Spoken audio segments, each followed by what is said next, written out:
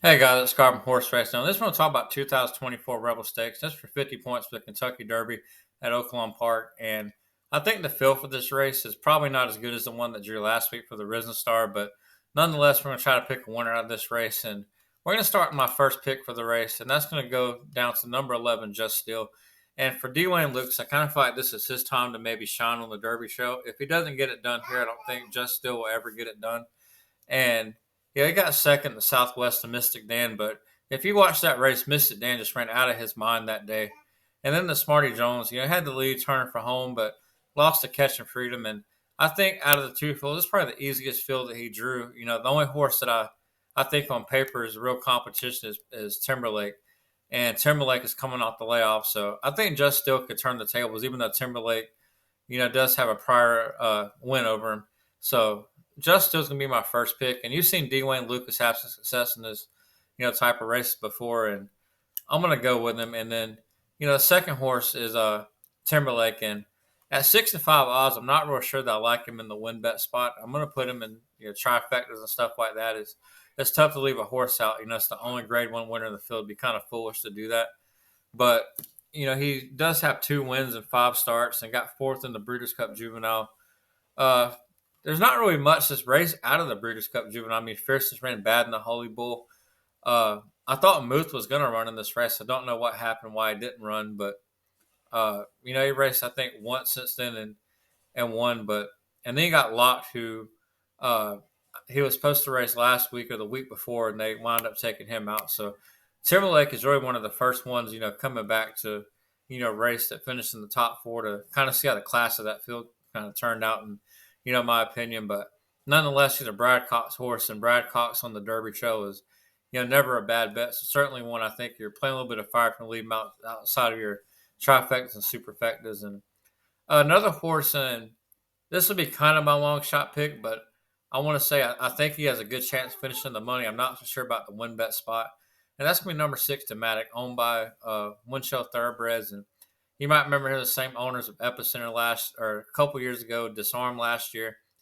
And this is one of those kind of patterns you see that kind of develop Asmussen horse, where the horse they ran 7 furlongs and they immediately went a mile and 16th, and they start routing, they kind of finish in the money, kind of horse that like they want a little bit of distance, and you see them, think the Creator, horses like that, combating that, when the distance gets longer, you start seeing a little bit better performance. And I think the connection with Dematic could certainly be that. You got, Tower Gaffion on the horse, and I'm sure Rosario is going to be at the Saudi Cup riding one of the horses that day. So, that explains why Gaffleon's over here.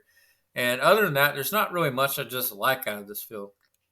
And I hate to say that because, I enjoy doing horse racing videos, but I thought this race, it's not one that it makes it kind of tough to handicap. 'Cause I think there's two type of races that are tough to handicap. One where you have a lot of good quality contenders, and you have to sort out which ones you're trying not to run that day and basically justify a case for them to lose when they haven't lost. Or the other type is when you have a whole bunch of horses that's trying to step up that haven't proven much, and you have to project which one is going to try to take that step forward. And it can be real easy to get fooled by a race like this. Is my confidence in this race is not 100%. I wouldn't go break the bank on this race. There'll be plenty more prep races. Seem like probably almost one a week between now and the Kentucky Derby, except that little 3 week layoff after the last round of preps. But nonetheless, if I had to pick a horse that might still go off as kind of the sucker bet, I think Carbone. I see a lot of people giving him the second opportunity. Is he did win his first 2 races, got seventh in the Southwest.